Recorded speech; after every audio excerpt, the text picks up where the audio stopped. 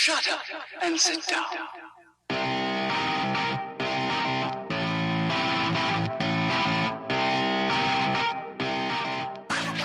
Oh, I need your advice. Yeah. See, I got this friend named Joey Jojo Jr. Shabadoo. That's the worst name I ever heard. How fast can you ride your bike? He asked that Sunday night with a wild look in his eye. So I follow close behind. How fast do fast cars drive? That's what I replied. I don't stop at traffic lights. Yeah, that's how fast I ride. You tuned in for another Dialed podcast with Matt Lee Grand, Evan Price, Lance Hepler, and Jake Von During. Good job. Here is a little quote about teamwork from some guy named Michael Jordan. Talent wins games, but teamwork and intelligence win championships. If you haven't already done so, go find yourself a team. Tell the girls my bike is a Ferrari. My old bicycle was a Ferrari. It rusted in the yard, and I'm sorry. I crashed my car, so when I pull up to parties, I tell the girls my bike is a Ferrari. Joey Jojo! Hi, and welcome back to the Dial Podcast. I am Jake Von During, and I'm here with Lance Epler. Lance, no pants. I thought we decided on What Holy was it? Pants. Oh, Lance, holy pants. Thank you. Coming at you. Here I am, live in studio. And actually, live. Live and live. And yeah. live and live if the live stream is actually working. We think It it's should. working. I think everything's Okay. dialed in this time, so cool. No pun intended. Sitting to his left, Mr. Evan Price. We are all drinking. Really, I'm just going to talk about what I'm drinking because everybody else is boring over here. We got we got our former sponsor Kirkland over with Jake and Lance. Oh no! Jake has a very cool coffee mug over there. Thank Have you, you? Lance. What is it? What does it say Oh, on you're there? welcome. It's just a Have you cycling- seen the? I don't know. Have you seen the Wanderer chainless? It's a bike without a chain, I guess. I don't know. Gotcha. It's a very Exhilarating stuff for classic those looking. listening. Yeah. It's a very classic looking coffee mug. It's my new favorite mug. But more importantly, over here, I'm drinking. This is big news right here. So I was going through Fred Meyer's on Saturday, and we get to the checkout line, and Cassie looks behind me and says, "You're going to need to look behind you right now. You're going to get very excited, so calm down." I turn around and see Coca-Cola now has a coffee drink. That seems ridiculous. Oh, it's so amazing. This is the dark blend. Now, I still have the vanilla and the caramel I need to try. They had a no sugar option, so naturally I did not go with the no sugar option because that's ridiculous. But this is pretty good so far. I don't know. I think I like it. Now, how is this different than an energy drink? I have no idea. It's probably the same exact thing. Probably. But it kind of tastes like coffee. So. Awesome. Matt's probably doing breaststrokes or maybe what? Yeah, free, he's probably Matt was overscheduled today. the free fly. He's Yeah. not able to join us. Switching people. So instead of Matt, we kind of upgraded. We've got Kevin Yeah. Highland from the Portland Cycling Worlds joining us in studio today. Kevin, Hey welcome. guys. Thanks for having me. Yeah. Absolutely. Massive upgrade from Matt. Oh, man. We'll get into that a little bit more later on. He's going to join us for the whole podcast today, and we will definitely be talking more about the Portland Cycling Worlds. Very excited about that. But before we do so, let's do some backpedaling real quick. Evan, Oh, me first. Okay. backpedal, buddy. Here we go. Basically, my last week is just going to be like training stuff because that's all I'm locked into right now. So I have just been emailing Ironman recently, and I was just asking them like, what is going to be? Do they have any even loose pro schedule going into the spring? Basically, no answer. But I'm putting kind of all my eggs in a early April race basket right now. So I've decided it's like, all right, I got. You're going to be ramping up for that. Oh yeah, this is like. Is it a half Ironman? Yeah, it's going to be half Ironman no matter what. I don't care if I have to find even like a non-pro race. I'm just going to find a race that first like week or two of April. So yeah, everything's kind of ramping up towards that. I had a really good workout on Saturday that was basically there's at least a bike portion of this, so you guys don't have to fall asleep through the second half of it. But the first half is I've been trying to do a little bit more sweet spot in the aero position training specifically. So it was, right at kind of race effort for about an hour and 15 minutes total. Jump off, throw run shoes on, and run out to Vancouver Lake with Josh. And we did 4x2 mile continuous, and we're feeling very, very good. We need a race soon, Nice. or this is going to be all for naught. All wasted. It's going to be very sad if it is all for naught. I am racing by myself in early April on a Vancouver Lake course. I'll just make myself. So that's probably what it'll I come like the down sound to. of that. That's good. But yeah, we'll see. And then that was basically it. What we do else? God, Saturday was beautiful. Saturday was just a beautiful day. Yes, it was. Was It really was. I know. My story's way less interesting because I know Jake and Lance actually did a cool ride that day. you would have enjoyed that? You Evan. would have enjoyed it. I Evan. would have. There was a lot of shenanigans. There Was there? A lot of efforts. It I was should have just fun. gone out. I know. I'm almost excited to just get through early April so I can just get back to primarily shenanigans in May Right. and June. I'm just focusing on shenanigans and the rest of April, May, and June. Nice. Cool. Lance, what's your backpedal for Well, us? it was a recovery week, so I did 18 hours. Like you do. Fully not structured, I'm sure. Yeah. Well, I didn't do anything structured this week at all, actually. It really was supposed to be a recovery week, but I still... Were you in the Tuesday ride? I can't remember. Yes. Were you? Okay. And I rode like 30 miles earlier. Yeah, I rode 30 Yeah. miles earlier outside, and then I just still did the Tuesday ride. Which was 40 miles, and it was intense the whole way. There was no I letting up literally on only it. did 10 miles on Tuesday, so no. And I actually hung in there even for the hot lap. I was in the mix even in the hot lap, so I That was does not sound like recovery, but it okay. was not recovery. But the rest of my rides were not like recovery still. I still rode way too much. I did have one complete disaster that happened this week. I was just doing a little 20-mile loop, and I flatted on Marine Drive right next to the airport. My front tire flatted, and I'm riding road tubeless, and I realized I flatted because I was all out of sealant. All the sealant had dried up, Oh, boy. and so it would not like reinflate. And so I tried. I'm like 9 miles from home, 8 miles from home. It wouldn't reinflate. I put in the tube. I realized, oh, I only have one CO2. So I didn't have another CO2 to try to inflate the tube.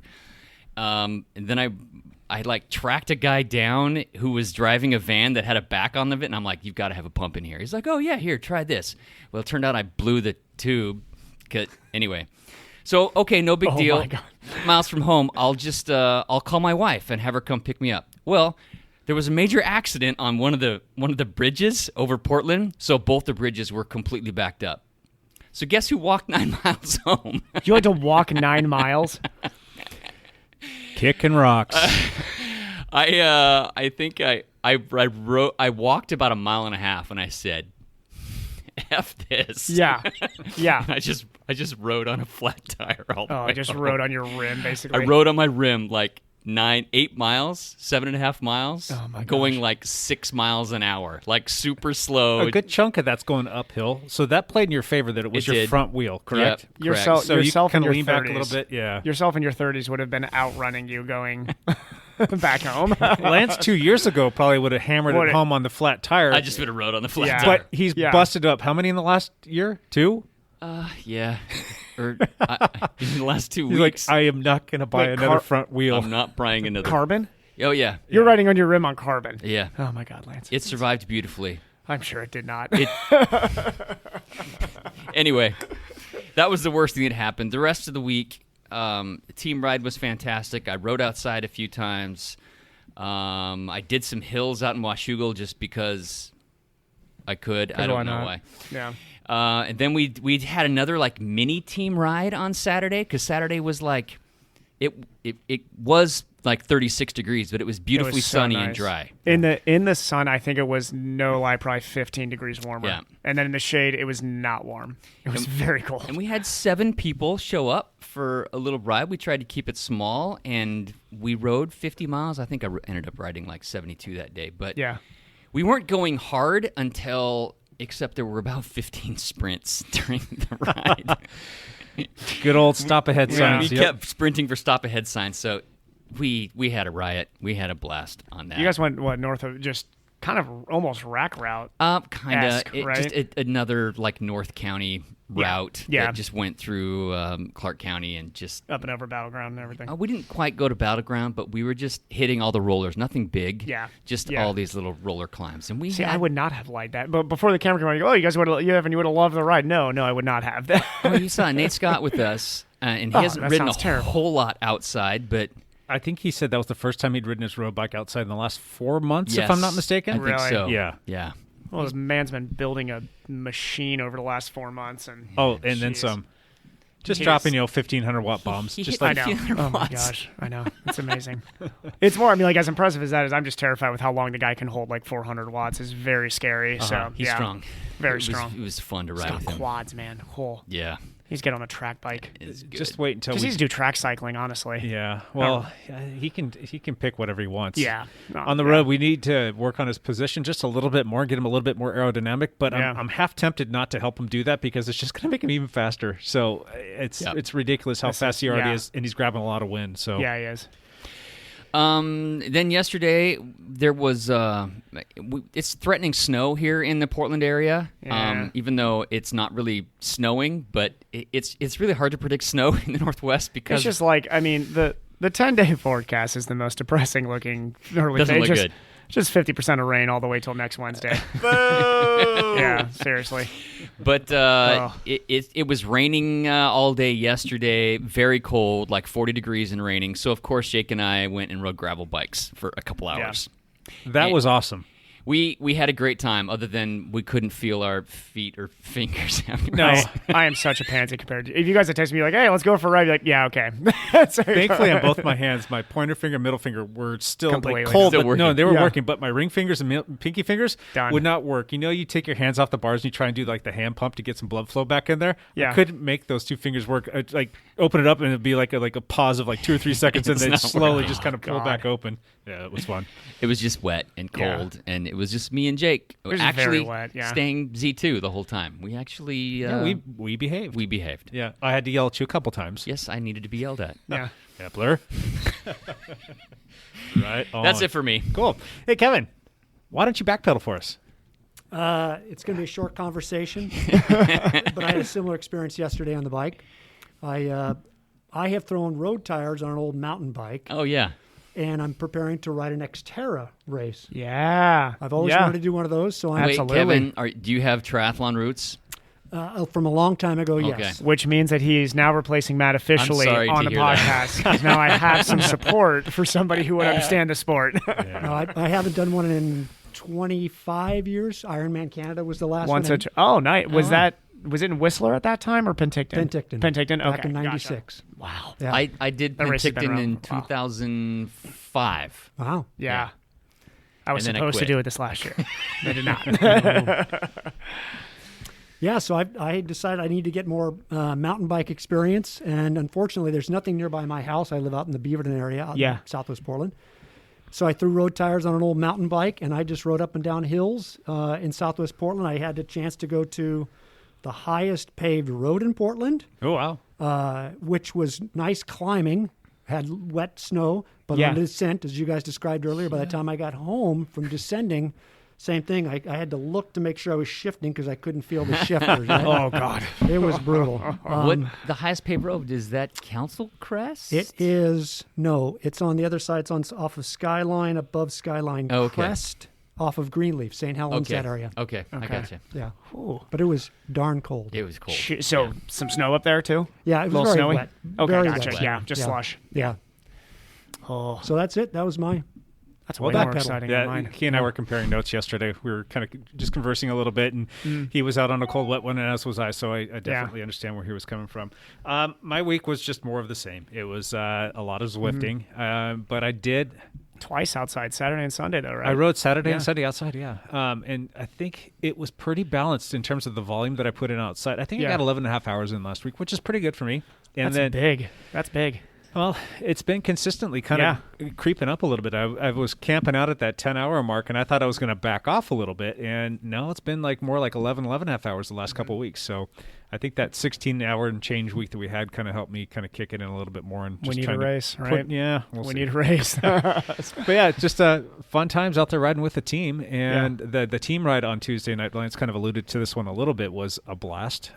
We tried something a little bit different. I'm still kind of mixed on it. It was fun, but in an ideal world, if there was nobody else riding on the Champs, the Paris like little 4 mile crit thing there, that would have been fun. But there was just so many people that it was easy to lose track of everybody in there. But the You pace, can- my God. You can do race results section on there, and it clears everybody else So out. the problem is we have a lot of people who show up to our group rides on that night that are not a part of the meetup. So if I do, because you can, I am one of those people actually. Yeah, because I exactly. usually So do you ride would with. never- you wouldn't would be able to not find see us. us. So I leave dang that it. open Yeah. because Okay. we'll get 30 I can never to get back 40 there in people time. who will RSVP Yeah. to the group invite, but then we'll always have about 3, 4, 5, 6 people that'll just show up, and I just don't want to exclude those people. So Yeah. normally it's not a problem. It's just on that particular route, there were so many people doing it that it was just, it was a Yeah, little the bit shots mayhem. is usually pretty crowded. Yeah, busy. but what was For some fun reason. about it is Yeah. a lot of times when we get into that little last hot section, or there's like Mm-hmm. a select group, like we'll start with 30 or 40 people, and that select group will sometimes whittle down to like 3, 4, 5 people. Yeah. This time there was 10 people there? I think there was at least 8 that stuck together the whole Yeah. last Yeah. hot lap. Yeah. Yeah. And there was a couple people too that even like strong people, if you got disconnected from that, you're not. you're not catching putting. back up You're there, not. no. Yeah, because Yeah, we're for sure holding a not. pretty solid pace. Yeah. So those people would just start riding, and then all of a sudden, because it's 4 miles, Yeah. the group would come back around and lap them, but they could jump back on and at least stay with us. So that was happening as well. That's So- actually pretty good then. Yeah. Yeah. But yeah, that was a blast. That was a good workout. I think I ended up Yeah. getting like 45 miles out of that, which that's fake miles. But Yeah. As we I talked still- about, if you take your entire average at the end of the year and most of it was Zwift, drop 1,000 miles off of it, and that's what you Right, actually yeah. did. So Here's where it is. There's a nice little 10% inflation there. But I still got in 2 hours there, which was good. It was Yeah. a fun little ride. And then this past weekend was fun doing the whole like stops. I think, God, I can't tell you how much I missed riding with my friends. It's fun going out with like, Lance or Sean Martin would be yeah. another one. But, like your real friends, like not like that. Yeah. He's sick of riding with me. I'm too predictable.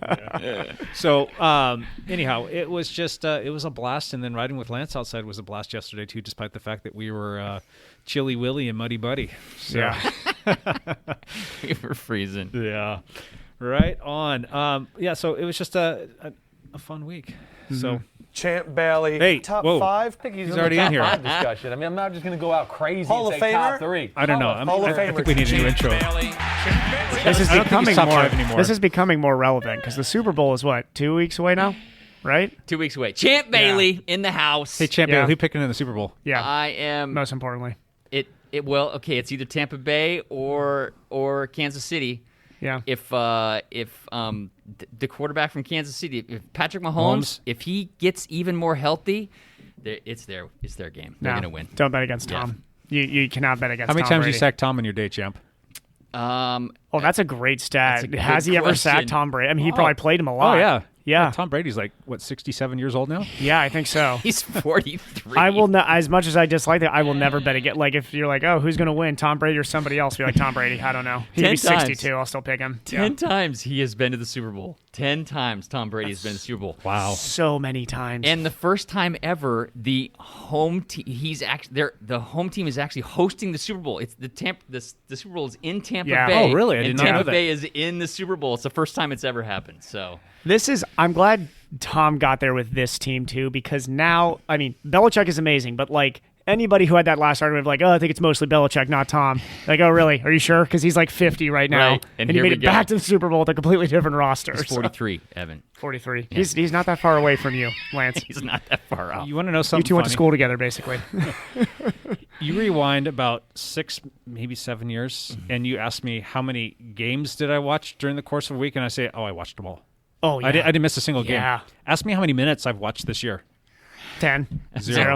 I think I I've haven't watched seen a 15 single minute of NFL football. You're not missing a I used thing. to be in multiple fantasy football leagues. I could tell you every single person that started on every single roster. I mean, Lance is still doing the whole fantasy I football still thing. have a fantasy football league, so I did watch a few games because of that. Yeah. These And that's days, a I riot. would It's- rather watch a rerun of a Tour de France stage in the 90s than watch one NFL game on a Sunday. Yeah. Yeah. Sorry. That's my fault Anyway. for going off the rails here. Okay, Anyway, Champ Bailey. There was bike racing that happened this week. There was a cyclocross race, a UCI cyclocross race in Overgeze. I'm sure I butchered that. It's Oh, somewhere you in- nailed it. Yeah. So there was a cyclocross Wrong button. race.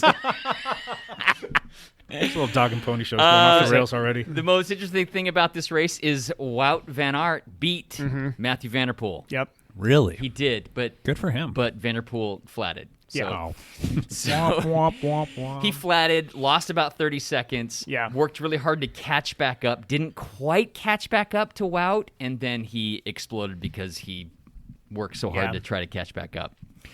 So Wout won the race. Wout ended up winning the World Cup, the Cyclocross World Cup overall as well. So that's exciting.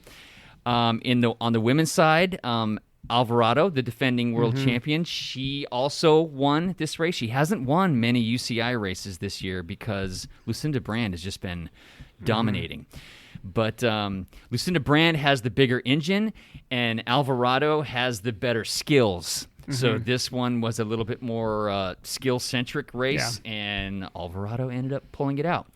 The best news from the women's race was our own Clara Honsinger ended up taking fourth in that race and ended up fourth overall for the World Cup.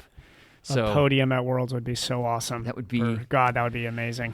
pretty amazing. Yeah. So the World Championships are this next Saturday and Sunday, I think. Anyway, there's next weekend.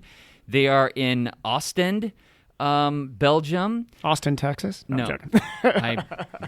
Ostende. I whatever. Okay, Yeah. I've Close. said that wrong too. So that's kind of exciting. The World Championships coming up. However, there is some talk that it might get canceled. Oh, please, God, no. Because there's been a bit of a Spike in Belgium. Can they just move it to Tuesday? Can they just do it tomorrow then? And so, just do it tomorrow, don't it? So there's some. They're not sure exactly what's going to happen. They're hoping Yeah. it hasn't been canceled yet, but there's rumblings that it might be. So Just take away the fans. Just keep it just them. Yeah.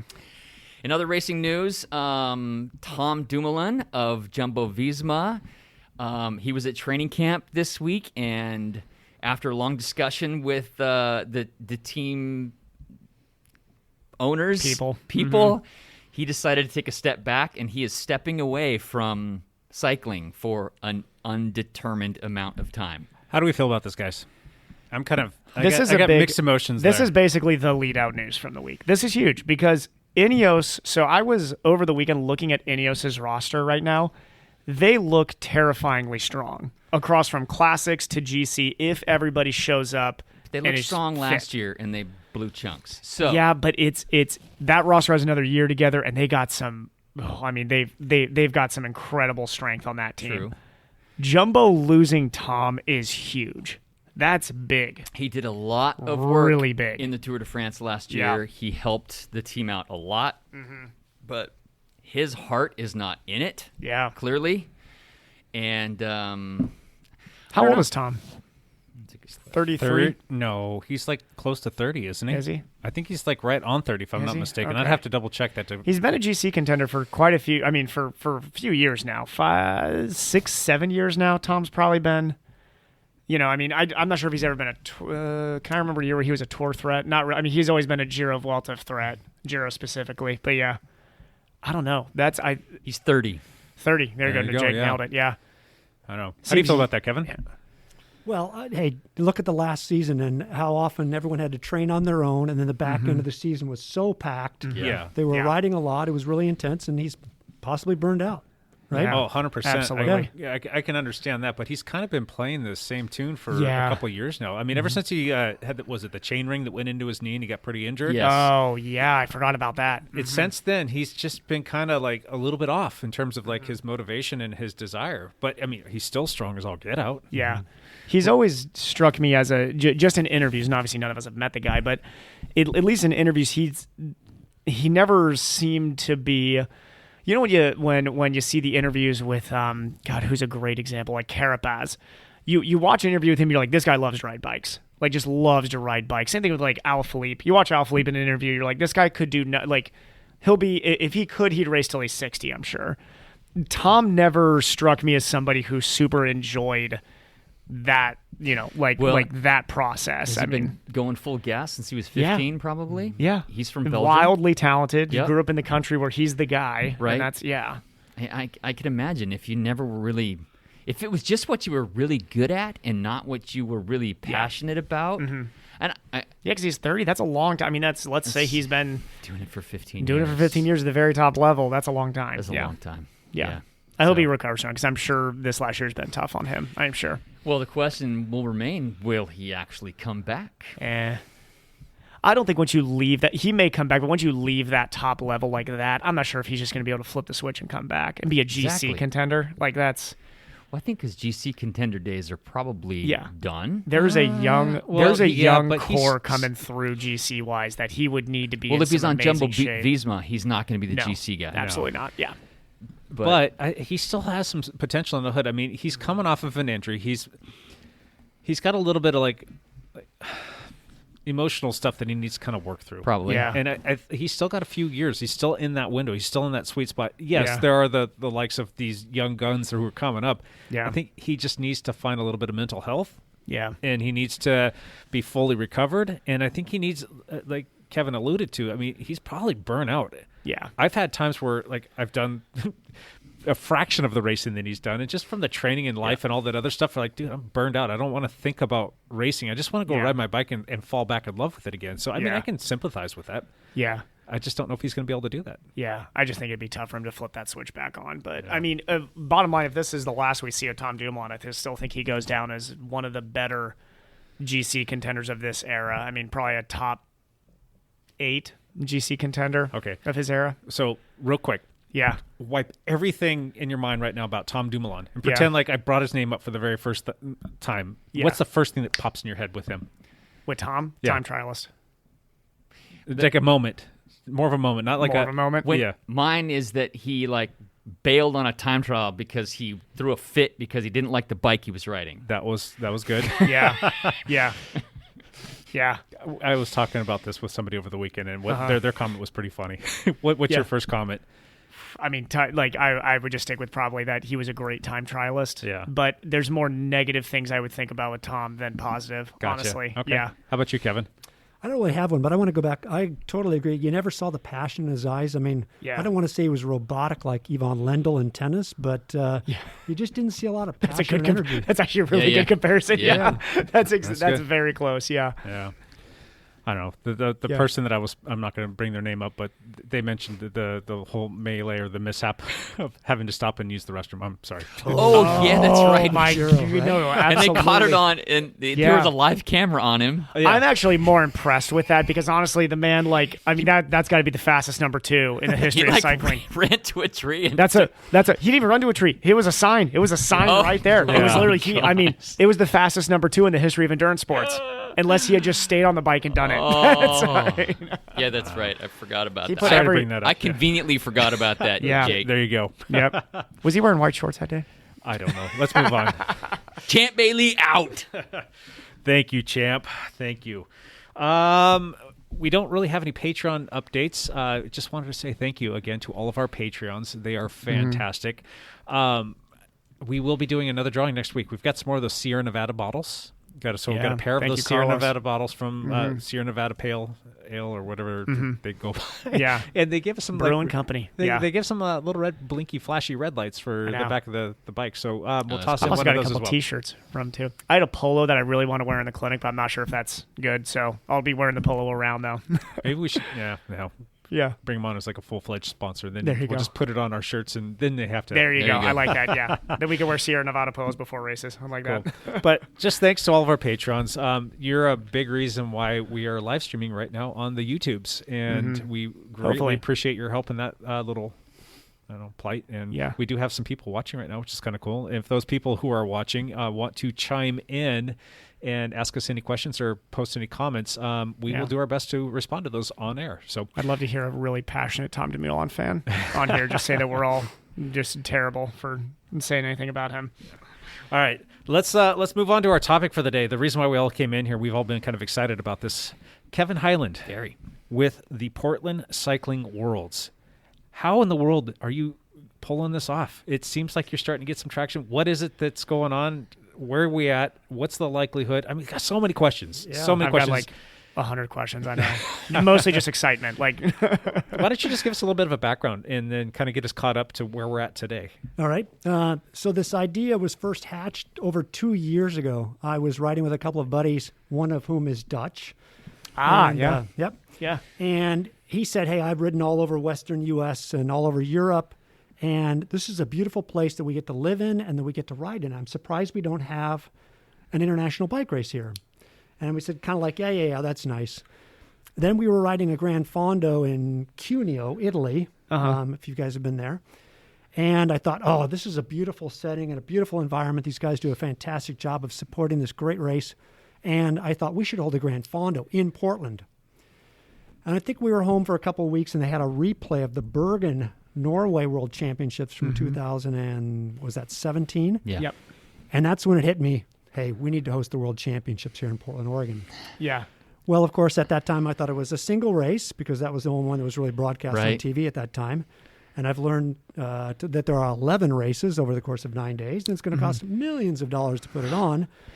But each day I learn more about the opportunity as well as the challenges, and I still am very excited and believe that we have the know-how, the resources, and the passion, certainly a passion for cycling here in the greater Portland area, to pull this off. Mm-hmm.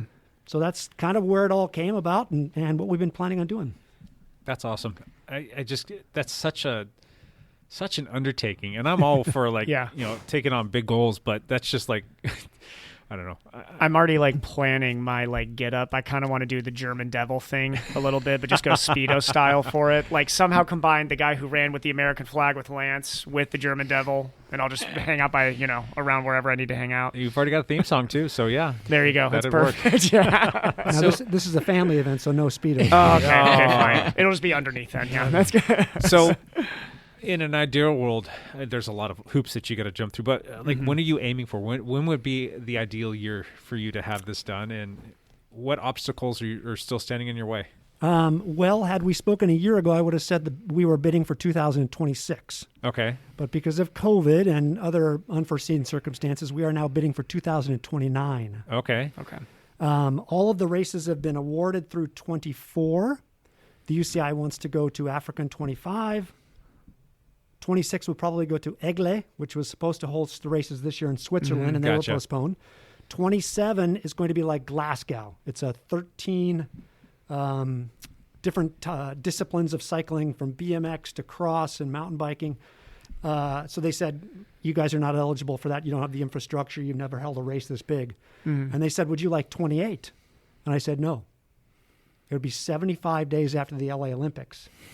Oh, yeah, a little fatigue there, yeah. Exactly. Yeah, so absolutely. I won't be able to get the spectators and the fans I need from out of state. Yep. And I may not be able to get sponsors who have money. They will have spent all their money on LA. Olympics, yeah. So Absolutely. we've told the UCI and USA Cycling that we want 29. That's a nice lead-in. Now, what's our competition look like? Do you have an idea? I don't. I feel pretty strongly that there is no one from the U.S. and maybe even not even North America involved in pursuing this for the next foreseeable years. And then you always have to assume that it's going to be a Flanders or an Italy or France or the Netherlands that are always interested from a European perspective, right? But I've had great conversations with the UCI and USA Cycling, and we feel that I'm led to believe that they have an interest in coming here. We have a pretty good show. Well, because hopefully then 28 would just be somewhere in Europe. So maybe UCI's a little fatigued from being in Europe, and then shoot over there like, yeah, that's enough of Europe, and we'll come, somewhere else. Yeah. Plus, they want to grow the sport in Asia. Yeah. We have greater proximity to Asia than PDX Europe. helps us out a lot there too. Yeah, absolutely.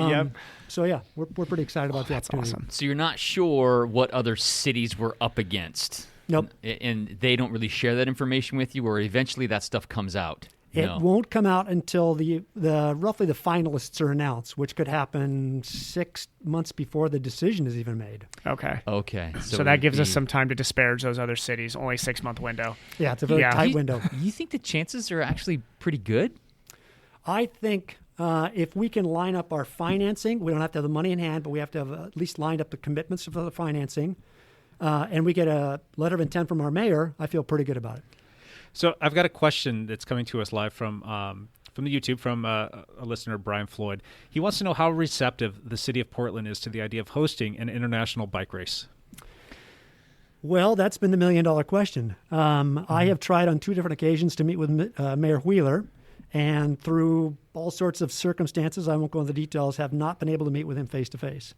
I can tell you that his chief of staff in the last meeting that she and I had, which was a year ago, she said, hey, this is consistent with the mayor's vision for the city, and he loves the idea of this event coming here, right? We like that. He seems That to have sounds good. been busy. This Yeah. a little Just a little busy. preoccupied. year. It's been a hard year for Is Portland. he? Do you have any insight? Does he ride bikes? Is he a cycling fan at all? He's an Iron Man. Seriously? Yeah. What? Really? Oh, Yeah, we've got He's him right done there. triathlon? Yeah, he did Oh my Canada. gosh. Oh Would you my want me to come gosh. to the meeting with you? I can just talk triathlon with him. We can just, and then just say, hey, bike race. There you go. Well, okay, so here's another question.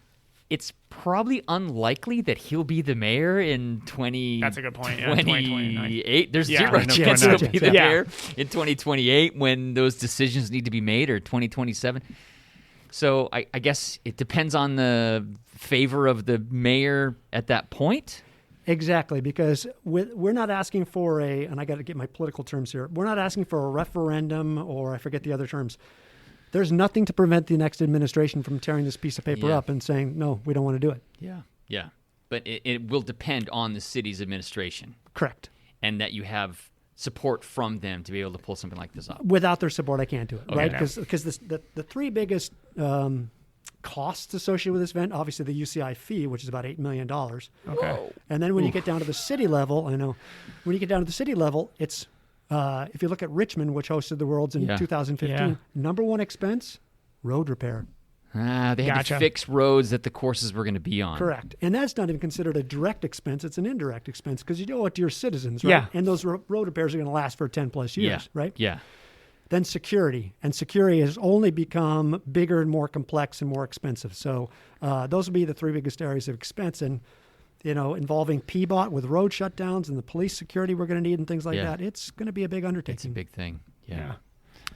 But I think just with, like we were talking about right before this, and this is nothing disparaging to Richmond, but I don't, and please, if there's anybody who is from Richmond who's like, no, we are a cycling-centric, massive fan base here, correct me. But, I even compared to the Midwest cities I grew up around, this is a huge cycling fan base out in Portland. So if Richmond can put this together, I've never been in a city outside of maybe Boulder where there's a bigger cycling fan base. And Boulder's just there because, that's where a lot of the pros go train. But cycling fan base in Portland, tough to beat. I really can't think of another place in America that you could put above, Portland as just cycling fans. Yeah, you look at all the statistics, whether it's from subscription rates by Bicycling Magazine or Velo News, or you look at Tour de France viewership in all the different cities across the country. The Pacific Northwest is a hotbed for cycling, right? Yeah. So when I project to people that we're going to have a minimum of 30,000 out-of-state visitors and 225,000 people lining the course for the men's and women's road races, some people go, where? There's not that many people that ever show up for this. And I Yeah. said, Yeah, they would. yeah, absolutely. Oh, yeah, yeah. they would. And cycling fans love food. We're a foodie city. And beer. how else do you sell that? Yeah, beer and food. That's what. Portland's kind of a hipster city. Now, I do realize I Kind have of- a kind of hipster a hipster. mustache. There we Yes, go, you do. But I do this as is well. not because I'm a hipster. This mustache is purely for comedy. That's it. I don't have So any if this hipster race is here in me. 2029, we need an aggressive mustache growing over 2028. We need it to be fully presentable to the Fully world presentable. by the time That would actually be pretty good to challenge everybody. Can you get the we're going to get on UCI TV, I promise you. This Yeah. is going to you got the Movember, and everybody starts asking people, why are you growing a mustache? And it's to raise money for cancer research for men's Yeah. prostate, if I'm not mistaken. But maybe we do something like the Lance. Oh, I'd be all and it for just this. becomes like an We're automatic growing- subcultural 100% talking do point. this. Yeah. Why are you growing that mustache? Oh, Portland. Yeah, exactly. Yeah. Preparing watch- for 2029. Exactly. So, all right. So, where do you stand right now? What are you working on? What's what's the the- latest and greatest? So we are in the process of our economics impact study should be completed in the next week or two. Oh, wow. And if all goes according to plan, we expect it to be somewhere north of $100 million, and well beyond that, we hope. And as soon as we have That would be the impact of to the community of bringing the event here. correct. That would be direct, indirect, and induced economic impact for the 4 years leading up to and including the races. Got it. Right, because you start working on marketing and putting people Yeah. to work years in advance of this, right? So once we have that study finished, we're going to call. That's when we want to. That triggers everything else. So we want to talk to the mayor and each of the city commissioners and ask for their support. I see. And if we get that, then we're going to be going to Travel Oregon and applying for a competitive large grant to help fund this event. Gotcha. And And even if we get that, we're still on the hook for another $10 or $12 million in sponsorships that we need to raise over the course of the next couple of years. Okay. But do or die is we have to have the mayor's support. Gotcha. Yeah. So you've got a pretty long list of people that have already kind of given you that nod, that like, hey, I like this. I'm in on this. Why don't you kind of, at the risk of telling you to name drop, why don't you tell us some people that have gotten on board? You've given me a whole list of elected officials and business leaders and celebrities and organizations and people in the race community. Who's on board with this? Who's getting behind you? It would be a shorter list to say who's not on board based on the people I've spoken to. I think. And really, it's interesting to see the momentum we've got over the last 6-8 weeks, because a lot of people are saying that we need this economically for the city. Yeah, absolutely. It's going to help our image and enhance our reputation, because right now I think the brand, Portland, the brand is a little tarnished. It's not so good right now. No, which is unfortunate. It's as we were talking about earlier. It's one of the most beautiful cities in the world. It's a beautiful city. And unfortunately, the only thing that people are hearing outside of our city is all the bad things that are happening, right? Yeah. But I've been basically trying to, just like a political candidate would, I'm going out and enlisting the support of civic-minded businesses, business leaders, community leaders, elected officials to say, hey, here's all the things that we are working on. Here's what this can do for the city and state. Here's more about the event, answering their questions. Would you be a supporter of ours? And if need be, would you give us a letter of endorsement? So when you look at that list of probably 250 different people or companies or organizations on the website. Huge. Yeah. Those people have agreed to the statement that, hey, this sounds like a tremendous opportunity for the city and state and deserves at least some due diligence by the city and state. And it's a heck of a list. And this is like I'm sure you already know, and we can just tell your passion just from talking here, but if you get in that room, I mean, it's sealed. I'd like this is exciting. I mean, this is really, I think you could even convince somebody who's probably their cycling experience would be like, oh, that one Texas guy over there who was on Oprah, right? Like, you could probably convince that guy, like, hey, this would be pretty cool for this area. This really would. Well, in the first couple of years when I was talking to people about this, they go, well, yeah, we're not associated with bike racing. It's like, this is bigger than a bike race. It is, yeah. Much bigger, right? People love the Olympics, and most people don't curl. But everybody turns on curling. Yes, you're once going to every watch 4 curling. years, and you're going to watch curling like your life depends on it. Right. Yeah, so the obvious ones are when you can get an Axel Merckx to jump on board, or Amber Neben, or Chris Horner, or Jacob Rathy, right? Those are the ones whose name and attention is well known to cyclists, right? But then when you start talking to other people and you say, well, yeah, I've got Mark Edlin of one of the largest commercial firms in the city and state. We have law firms, Stoll Reeves, I think is the single largest law firm in the city. Hoffman Construction, largest privately owned company in the state. Umpqua Bank, and on and on and on. Now we're getting a lot of momentum, right? So then we sit down the mayor. It's not about four guys sitting at a table who thinking, like bike hey, racing. Really Yeah, cool. exactly. Yeah. But it's going to be tremendously impactful for the city and state, and so much good can come out of it. This is where we start stalking Strava to see what CEOs in the area ride bicycles. And then you go and just find their route and run into them accidentally, quote unquote. That's a great idea. There you go, yeah. I just filled a job role. There you go. Fellas, do you have any other questions for Kevin? Go ahead, Lance. I got like 50. I got one question, and this may be an odd question, but like with the International Olympic Committee, there seems to, in order to get the Olympics, traditionally you've had to do big favors for the under the table in the international, to the IOC in order to get that. Does stuff like that happen with the UCI, or am I like totally asking a question I shouldn't be asking? No, Lance is going to be dead next week. Yeah. He's going to find a horse head in his bed. Yeah. I've heard the rumors that it's happened in the past, just like it has with FIFA and the World Cup and the Olympics and that kind of stuff, right? Yeah. I've heard the same rumors, and honestly, we haven't ever even thought about developing a scenario that should that present itself to us, how would we deal with it? Good. Because we would prefer not to. I mean, it's just something we're just going to say no. If that's the price or the game you have to play, we're not interested. Yeah.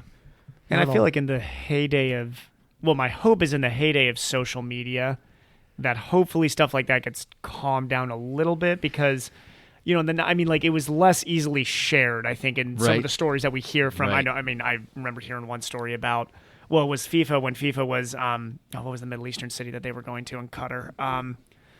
I forgot. Yeah, I forget. yeah. But that was the big story that I remember. But that's I hope that stuff like that is once it's brought to light and aware that hopefully that starts to calm down a little bit. But who knows? Okay, my next question. Let's forget that one. Yeah. Lance did not ask that question. They're going to get easier, right? Yeah. Yeah, that's right. Yeah.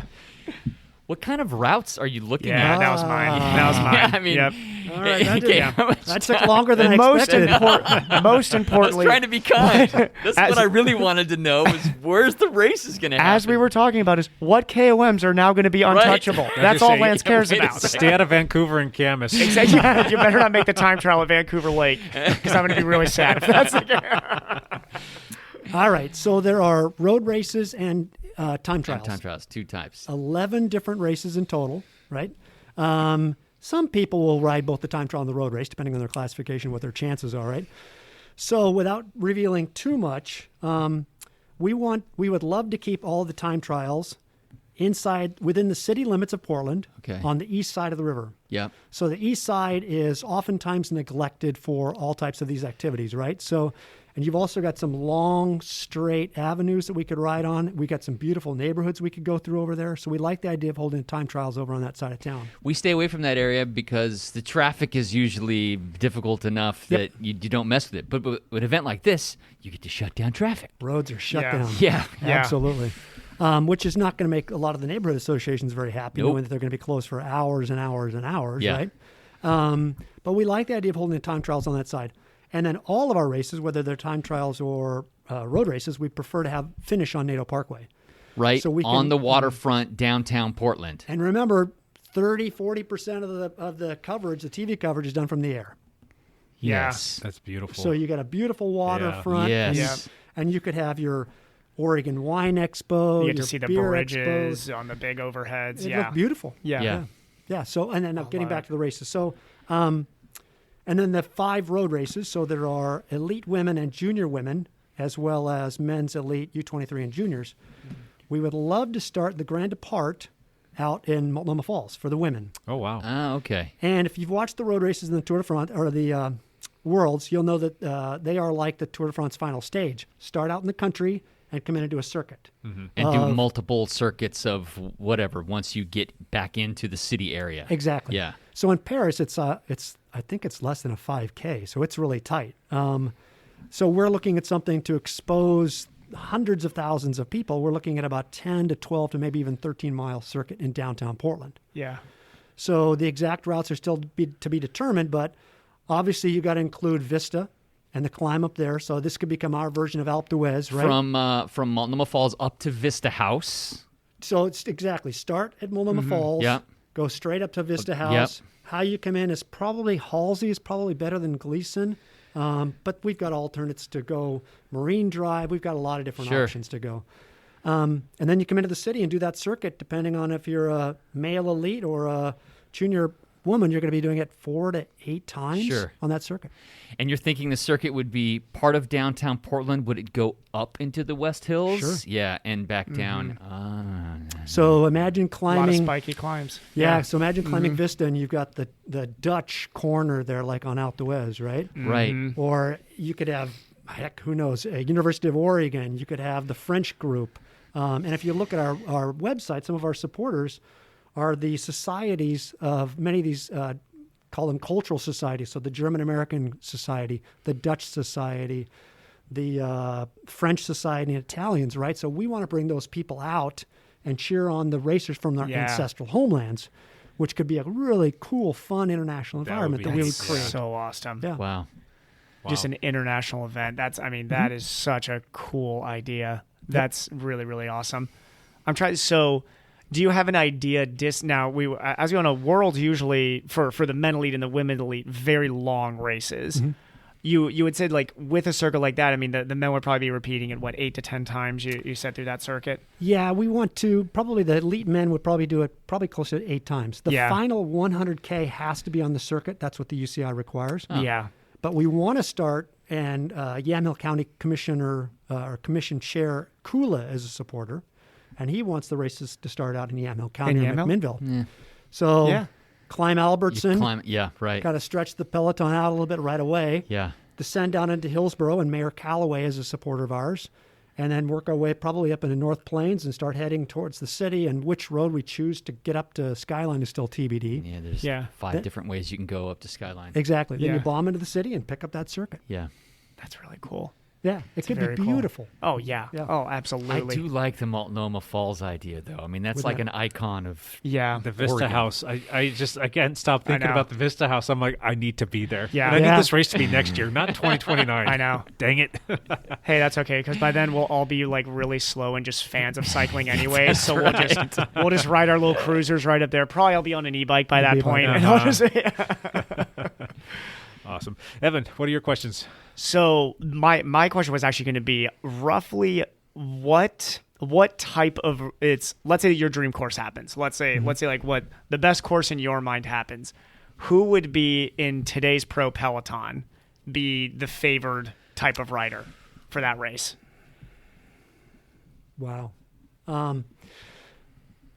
Great question, right? So one of the words of advice that both Axel Merckx gave us and Chris Horner is create equal opportunities for the sprinters and the climbers. Yeah. We are so far from Europe that if you make it just a killer like an Innsbruck was, the sprinters, the Peter Sagans or the next Oh, yeah. Peter Sagan won't show up. Innsbruck was a pure climbers race. Yeah. Pure climbers. And out of respect for the rainbow jersey, I think he did finish. But we want to make sure. And then he said if it's too flat, none of the climbers will show up. yeah. So you have to really look at your course carefully to make sure that you're going to get all the best riders in the world at that time to show up, and they all feel like they have an equal opportunity to win this race. But in today's world, who that could be? Alaphilippe. I was going to say, I mean, like on any type of mixed course, it's like an Alaphilippe. Yeah. I mean, there's probably not enough sustained climbs there to like a Woot's going to get dropped. So somebody like a Wout van Aert would be very, in the field. Yeah. It's not going to be a killer. I mean, the climbing will add up over time, but there's not killer climbs Yeah. there, with the exception Yeah. of Albertson, but that's over early enough that things will be fine. Yeah. Everything's spiky otherwise. Yeah. Which is, Gotcha. What a, whew. So what are some things that you want to cover, Kevin? What are some other things that we need to get out there to the world? How can we help you, I guess? So the biggest thing that I could use help with is we started a petition. So if you look at the website, you're going to see what we consider our VIP supporters, right? It's roughly almost 250 big names that are going to get the attention of the decision makers in City Hall and in Salem, right? You could put Lance Hepler, not a hipster, on that list if Is you that want. is that Lance Epler, Esquire? That's right. But we've also started a petition called, we were referring to as Bring the Worlds to Portland. And we would love to have at least 10,000 signatures on that petition to take to the mayor and the city councils. And I think we're kind of stuck somewhere between 700,000 or 800,000. This is just sign our petition, which is Yeah. right. Okay. Because we're that Everybody listening you to this want right now, how just many literally people go on sign that? this petition right now. we want to get another 2,000 to 3,000 signatures on there. Okay. Yeah, and I think we're right around 7,500, somewhere in that Okay. ballpark. Yeah. So some lessons learned, right? So Eugene is hosting the World Track and Field Championships. That was done top down, right? I mean, it was pushed through. I got to be careful what I say here, but it was driven top down by corporate heads of state here in the state. No one ever bothered to ask, everyday Oregonians if they wanted to support this kind of event. Portland Diamond Project has done just the opposite. I mean, they've got a grassroots effort going. They've got like 40,000 signatures on their petition to demonstrate to city officials and state officials that, hey, we want to see Major League Baseball come to this city, right? We're doing it both ways. We want to have those big names, the big VIPs that'll get the attention of big decision makers, but also show that there's a tremendous groundswell of support of everyday people living in the greater Portland metro and the rest of the state. Gotcha. So sign the petition, please. Okay, so I just did. Thank you. if I needed to go sign the petition, where do I go? Go to pdxcyclingworlds.com, and you don't have to make a donation. We could always use those, but there's no obligations to sign the petition. We just want names. And if you are a patient of mine, it is going to be on the back of my computer. So if you need to look at it at any point. So pdxcyclingworlds.com. Go there, sign the petition, do your part, help out. You don't even have to live here in the Portland area, correct? No, that's correct. It could be anybody. I hope all the people from Ohio listening to this too, if you need a place to stay in 2029, me and Cassie will be opening up our house to anybody who wants to come and watch this World Championship. the price. Everybody from Ohio, please come out and watch this. You know what's kind of nuts, Kevin? The last time I checked, there were people in 34 countries who listened to this podcast. awesome. which blows my mind. So what if they're abroad? Can they sign the petition as well? Absolutely. Yeah, there's like a little country option on there too. Yeah. Yeah. Yeah, so here's a funny story. I was looking at I don't look at the petition that much, just look at the bottom line. And one day I saw a name on there that looked somewhat familiar to me. That was Bill Walton. Really? Oh, cool.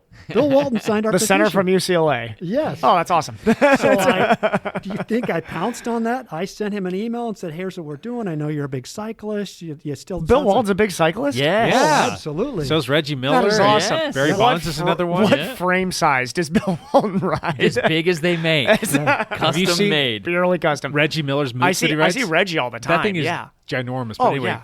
carry on. So I sent Bill an email and said, hey, here's what we're doing. We'd love to have you as a supporter. Yeah. Yeah. And asking for his name on there also. And he replied back immediately and said, hey, this sounds like a tremendous event. He said, I've got a lot of things going on right now. And he put me in touch with another gentleman in San Diego. I don't know that he's an agent, maybe just a good friend. We Sure. had a great conversation. He goes, feel free to use Bill's name.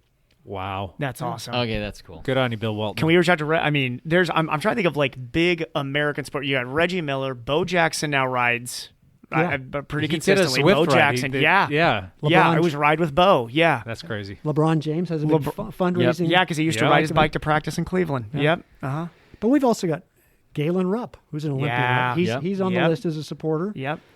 Joey Harrington, Former U of O quarterback. Yep. Heisman Trophy I winner. mean, really just runner-up. Yep. the Runner-up, whole sorry. the whole Bowerman Track Club too. When you're guys like Craig Angles, in the endurance world, at least big names. Yeah. Gwen Jorgensen. Gwen. Yeah. She's a supporter. Yeah. Awesome. There you go. That's your crush right there. Absolutely, The yeah. early podcast, it was like she came up in Absolutely, yeah. every single podcast and we could have made a drinking A game around it. gold medalist from America, in the triathlon. Not that common. So There you go. Awesome. All right. So what else you got going on? What are we looking at going forward here? What's the next year looking like? Where can we help out? This is our do or die year. I mean, if we don't get the mayor's approval and we don't get support from Travel Oregon and the state legislature, we're done. There's so many things that have to occur this year if we want to be considered for 29. So the biggest thing is really just names on the petition. We always welcome donations. We're going to start some fundraising activities. So Mike Kolbach, an attorney in town, was kind enough to donate his lightly used Pinarello cross bike to us. A Prestige, I believe, is the model. Wow. We're going to start selling T-shirts and caps and other soft goods to raise money.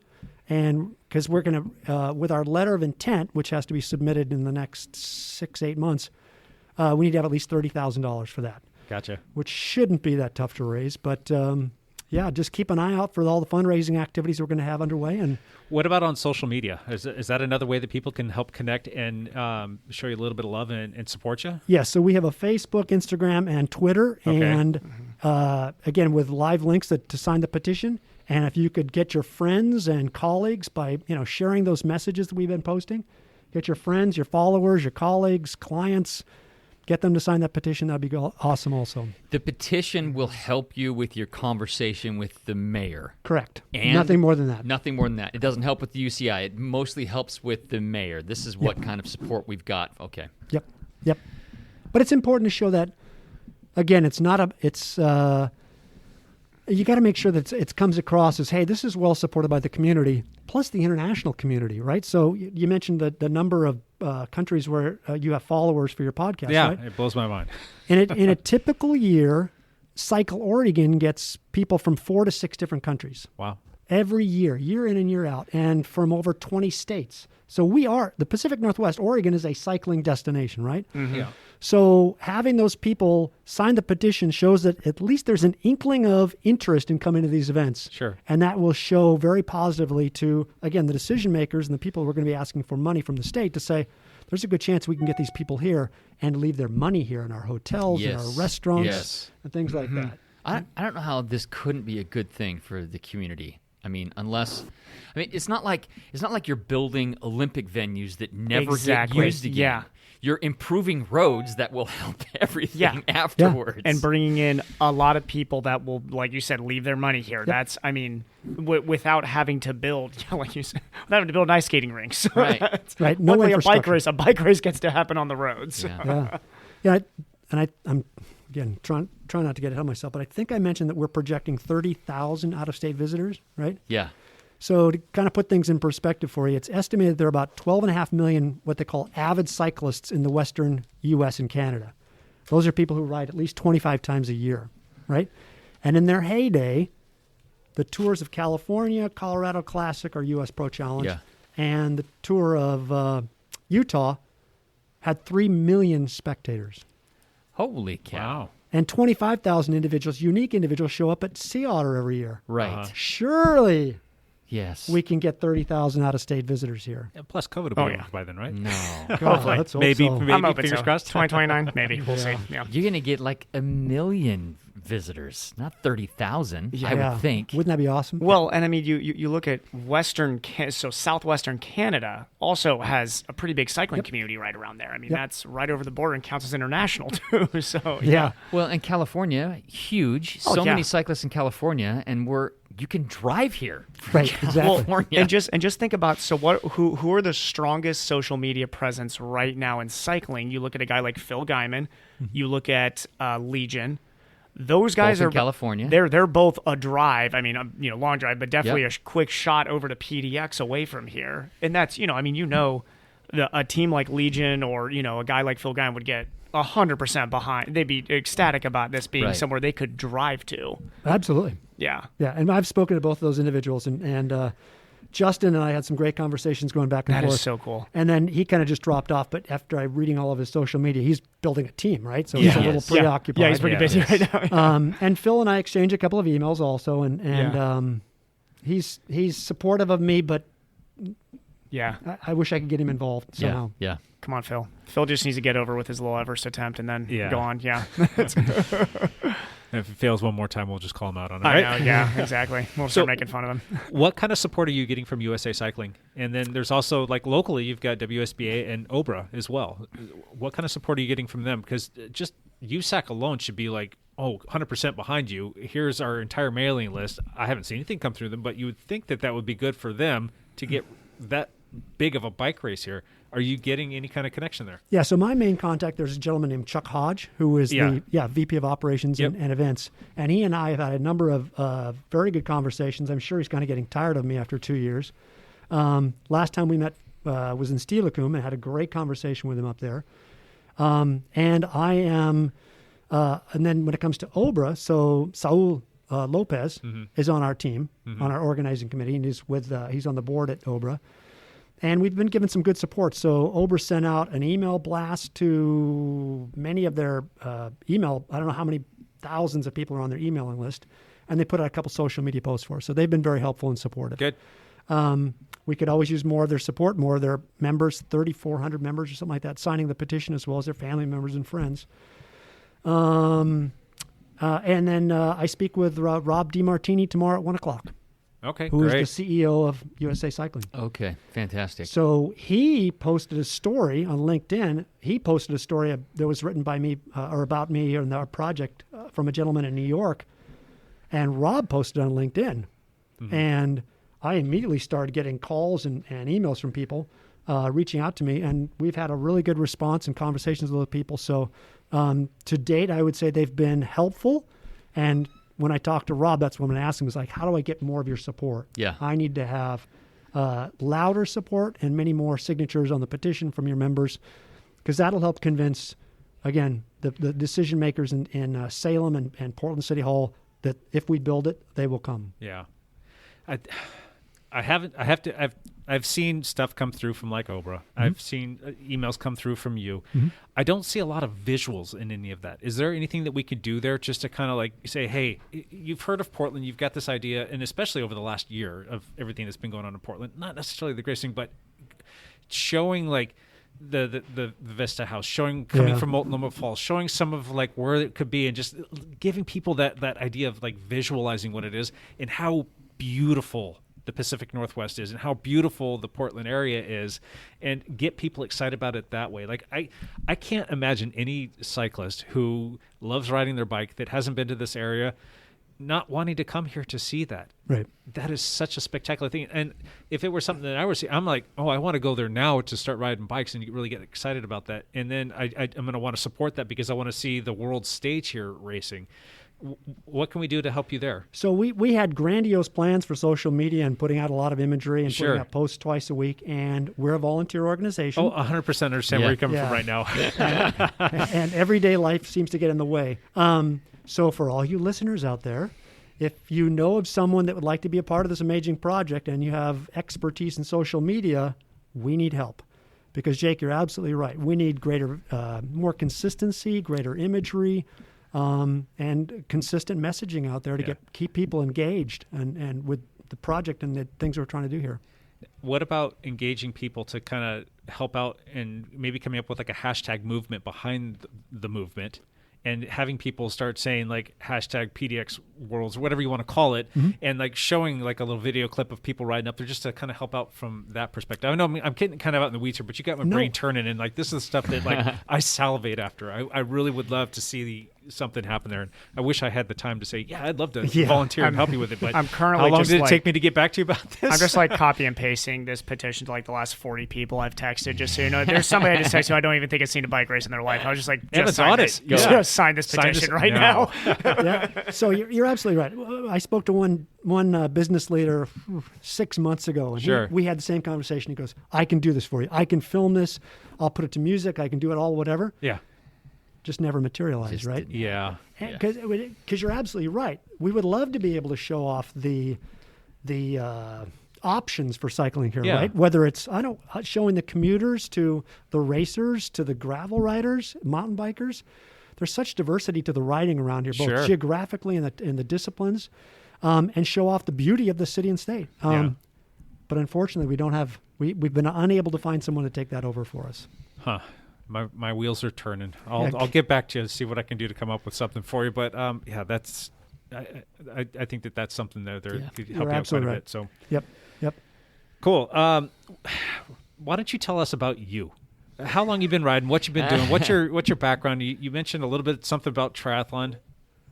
Yeah, that's mostly what I'm interested in. You finally gave up that bad habit. And you're sticking to that one good discipline now. Tell us a little bit more about your background. What makes you so passionate about cycling? Well, a lot of people go, well, what? And this is one of the points I should have mentioned earlier. A lot of people said, well, what's your experience as a race director? I've never been a race director. I've never raced my bicycle. I've done triathlons, right? But I've never been in a bike race. So before I answer your question, as I told this gentleman that just asked me this question a couple of weeks ago, I said, we're not going to try and pull this off ourselves. So we've received very detailed RFPs from ASO, which everyone is probably familiar with. They run the Tour de France, Paris-Roubaix, and recently the Tour of California. And we're also talking to Medalist Sports, which was the very first race director or operations company for the Tour of California. They run the Tour of Utah. They ran the Tour of Alberta, and they today run the Colorado Classic, and they ran the Richmond Worlds. Great. So two very reputable firms for race operations. They will run everything between the guardrails for us. Okay. Right? So don't worry about some knucklehead in Beaverton, Oregon trying to pull this off himself. Not going to happen. Now, where's the second part of the question? Oh, where am I? My background. Yeah, tell us about your credentials, I guess, as a cyclist, or maybe not even credentials. Just your background. Like, what got you into cycling? Why you've obviously still got the bug. You're trying to pull off some monumental task. Yeah. So I when I was going to junior college in San Diego, a long time ago, I ended up riding my bike to and from school all the time, and I thought this is a lot of fun, right? And when I moved back to Oregon, I just enjoyed bike riding. So I used to go out in the country, and this is pre-helmet day, so explain some of the Dane Bramage. But I have just loved riding my bike for so many years, and I've been lucky enough that I you guys are going to laugh, but 25 years ago I bought a bike Friday, and I worked for Nike for 25 years all over the world, and I would take that bike with me. It's been to Taiwan, Australia, Korea, Japan, all over the U.S., all over Western Europe. I just enjoy riding that bike, right? Now, I also have a real bike, too, not just a circus bike. But I've just always enjoyed riding my bike. And again, I don't feel that I have to have been a racer to appreciate what happens in a bike race Sure. and what's necessary to Yeah. pull something like this off. And then in my professional life, I've been in the sporting goods industry for 35 plus years. I worked at Nike.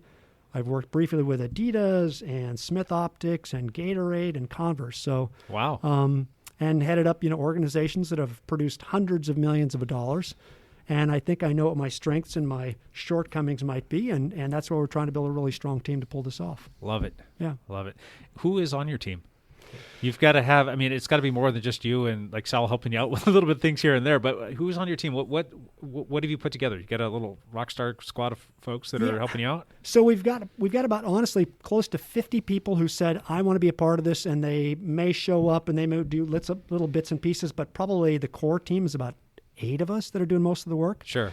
The funny parts are, so in addition to Saul, who's originally from Guatemala, right? Uh-huh. Our finance guy's from Denmark. The guy that's in charge of courses and gets to call Axel Merckx, and they speak Dutch together. He's from the Netherlands. Okay. Who am I missing here? A gentleman named Doug Dugway, who used to race a long time ago. Giovanni Cafiso moved here from New York about a year ago. And I'm apologizing to the others that I may have forgotten on this. So Mark Mackler, an attorney, talent, and triathlete. Yeah. He's on our board. A friend of mine from Nike, Matt Stone, a former naval officer. So it's a very diverse group in terms of our backgrounds, our countries of origin in this case. We've got a gentleman from Ethiopia on the team. Kendra Wenzel is on the team. Wow. So it's a big group. That is awesome, Kevin. Yeah. I'm proud of you, man. This is really cool. Yeah. Thanks. All right. Anything else you want to cover? Anything else that we may have let slip through the cracks here that you need to get out to the world, that they need to know about, that will make this thing happen? I don't think so. I think your group's going to understand what this thing can do for the city and state. And For again, the city, state, and country. I mean, Oh, yeah. well, yeah.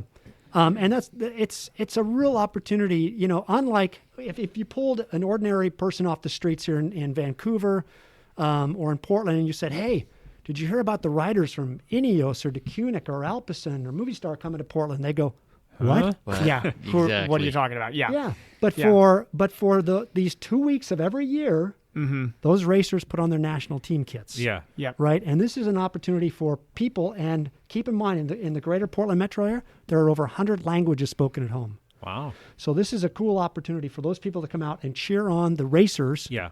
The people that look like them, that sound like them, they can cheer on the racers from their ancestral Yeah. homelands. Yeah. And that's where it becomes a really cool And cultural. what was the last big international sporting event in Portland? No clue. The I've only lived here 5 years, so I have no idea. I'm not a Portland indoor historian. track and field world championships were held here in Portland. Gotcha. How many years ago was that? Do you know? 3, March of 16. 4. Oh, 5. wow. I 5 did years. not even know that. 5 to be years ago. completely If you honest. think about Wow. it from a worldwide perspective, though, who's going to have more eyeballs on their event? Oh, yeah. definitely site. I mean, definitely not indoor. Well, and it's indoor. You know, if It's it's indoor track and Eugene field. outdoor, it's like, oh, that's Yeah. a lot of eyes. But no, this is much more, way more eyes. Yeah, I mean, just got to pitch this as like it's like the Tour de France of like, it's kind of like the Olympics and the Tour de France coming together, and it's cycling, and that's how you have to kind of pitch to people and get them excited about that. And what's more is that think about the last 10 or 11 months. You know how many new people are out riding bikes right now? I can't even begin to tell you. It's like the cycling industry is upside down because they have no product, because so many new people are riding bikes right now. It's such a great opportunity for us to seize that moment and say, hey, that bike that you're like slowly falling in love with, check this out. Right. Look at this racing thing that these guys are doing, and just try and go out and climb a hill, but then go and look and see how these guys are doing. Or try and do a sprint and see how these guys are doing. And these are like the athletes of all athletes, in my opinion. I agree. It's a phenomenal sport to get into, and this is the biggest stage. And guess what? It might be coming to your backyard. Yeah. Very cool. Yep. Oh my God, I'm getting goosebumps just thinking about it. So, God, we have a huge opportunity here to share that. And if you're listening to this and it's something that you've been thinking about, first and foremost, go sign the petition. Yeah, but tell please. some people Yeah. about it. Yeah. Guess what, guys? There might be the biggest cycling event, In the world. In the world. I mean, would I mean, you say that this is on a bigger than one-day the base- TDF? On a one-day basis. Yeah, absolutely. Yeah. Well, and this is the question: is do you say like is Paris-Roubaix bigger? When you're talking about a movable event, this is as big as it gets in cycling. Yeah. It's bigger than the Olympics in every 4 years. I would say more people probably get excited about the World Championship each year than they do just about the Olympic road race. In the cycling world. In the cycling world. Yeah, specifically. 100%. Yeah, 100% there. Yeah. This is the race I look forward to every single year because it's always a ridiculously hard course. Yeah. Best in the world going at it. Yep. It's usually a fair course where like anybody can win, so it's always an exciting race. Yeah, but it's not just the best men in the world; it's the best women in the world, Best it's the women, best juniors best in the world, juniors, and U23s, There's all the yeah. different disciplines that we're talking about here. It's fantastic. Love it. It is. Fantastic. It is. All right, boys. Any other questions for Kevin before we move on? I just hope that we can help you. I Yeah. would love to get more people to sign that petition. Thank So- you. Hey, this has been a big help. This has been. I appreciate the opportunity. Thank you very Yeah. much. Absolutely. Thanks And all if three there's- of our listeners out there. Hopefully they've gone out and signed it. as we get closer to 2029, obviously this we would need to have you back on in however many years, All as right. long as we're all still doing this. I've got one last question before we move into one last thing. What are the odds of you pulling this off? If you were a betting man. Be an optimistic betting man, please. Yeah. I feel that we've got a compelling case. Yeah. I feel that we're going to provide the state with a great ROI if they invest in us. Honestly, everything hinges on that meeting with the mayor. I mean, if we don't get his support, we're done. I can't wrap my head around this having a downside. Is there a downside? Yeah, what's the biggest downside from this? So, did you watch Yorkshire? Yes. And you saw the It poured rains rain. of biblical proportion, Yeah. right? Yes, so everybody's crashing during the time trial. Yeah. Yeah. So for those people that may see, you refer to your 10-day forecast earlier, Yeah. right? So for those out-of-state people that are thinking about coming, if they see rain of biblical proportion happening while they're thinking about being in Portland, that's going to hurt us, without a doubt. So I just looked at the 10-day forecast. It looks like beautiful and 65. and I looked at the 9-year forecast. Yeah, with climate It's the change, we're same. going to be the. It's so weird. We're going to be the new San Diego, 72 degrees year round. Only be sunny Green. here Yeah. for the next 10 years. That's so weird. So 2 years ago, I literally took a picture of Andy Carson on KPTV 12, Sure. right, showing the 10-day or the 7-day forecast for the last week in September, because that's when the races always occur. Sure. Right? Beautiful. The Pacific Northwest in late September is a Oh, it's great. gorgeous place. Oh, to it's be, absolutely right? beautiful. Yeah, Yeah. it is. You start to get a little bit of that foliage starting to maybe change, but the temperatures aren't high. It's just like Yes. that. It's perfect. That's my hands down favorite month. And to we ride. definitely don't have Yorkshire rain because that's like that Midwest rain in America where it's like driving, flooding rain. It knocks As you I off say your that we bike, had yeah. issues a little bit a week ago, but this is September. I'd be shocked in September we had anything like that. Yeah. Knocking on wood. Yeah. but honestly, other than the freakish things like another pandemic, Yeah. Yeah. you just honestly, it's the weather. I think would be the biggest obstacle. I hope it's nothing more than just the weather. But it's not like we're hosting this in April. Yeah. Correct. I mean, even if weather came through in September, it's usually a here It'd today, be gone just- tomorrow yeah, it kind of would thing. just- And it it's would not just like drizzle it's- rain. it- Like that exactly. drizzle It's just rain. like it's Pacific Northwest. It's tomorrow's nice. So Yeah. yeah, I think that's. I don't think that's going to be an issue. As a matter of fact, my only gripe with that being in September would be like everybody watching it and saying, "I need to move there." Yeah. Yeah. That place looks beautiful. Oh This my is gosh, true. the gorge is This is gorgeous, true. and downtown Portland. Oh, that's spectacular. I need to move there. Yeah. So, you can watch, but you can't come here. Exactly. Exactly. Leave your closed- money here. Yeah, Yeah. They closed the door Yeah. when I moved. Yeah. All right, gents, let's jump into one last thing. Lance, start us off. Just a shout out to my wife. It is her birthday this weekend. Nice. Happy birthday, Brandy. I cannot reveal how old she's turning because she might murder me in my sleep. So, 32, I think. something like that. Yeah. And it was also my middle daughter's 24th birthday this Yep. last weekend. So happy birthday to my family. I missed them. Cool. Man. Bryce. I've basically got nothing for the one last thing. That was just awesome. So we're just going to leave it at that. Is please sign the petition. That's my last thing. Sign the There you go. petition. Sign Awesome. the petition. All right, Kevin, it's your last chance to spout off. One last thing for you. It's all about the petition. Honestly, I think that's going to have a tremendous. It could really sway the mayor and the governor and the state legislature to show that hey, there's a lot of support for this. Yeah. You guys thought about setting up a Patreon? Do Uh, you know what that is? No. We'll talk more about that. Yeah. That might be another way for you guys to get some support. And my one last thing is I need to figure out how to find a few minutes to maybe help them out somehow, some way every week. I'm Yeah. so upside down with time here. It's kind of nuts, but I'm really passionate and enthusiastic Even about if it everything was I heard as here today. simple as just us just putting one like social media post Yeah. up a week where it's just like sign this petition, Yeah. sign this petition. Yeah. Yeah. There's absolutely. so much here. So that'll be my one last thing as well, is go sign the petition and let's come up with a hashtag so that people can start putting stuff out there. There's a ton of active people here locally that are out there riding all the time Yeah. that can take pictures and spotlight all of these great places. Maybe there can even be like a little bit of a We literally competition have of photo. like, Well, I mean, we have photo competitions in Vancouver, like Yeah. what, monthly almost, isn't Yeah. it? Jay, Yeah, I mean, yeah. you would know. Yeah, it's just from that alone. But yeah, just having people hashtag that just to kind of Yeah. get that hashtag out there and moving and grooving on the socials would be pretty fun. And Yeah. really just to show people like this is something that could actually happen here. Yeah. Make it happen, folks. I'll make it my goal over the next 8 years to learn social media enough to where I can figure out how to do a hashtag. That'd be my goal. Awesome.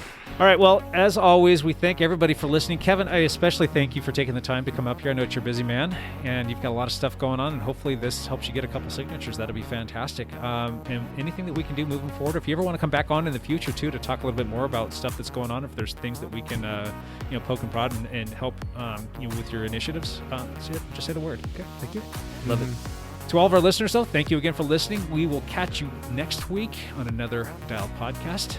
Till then, bye for now.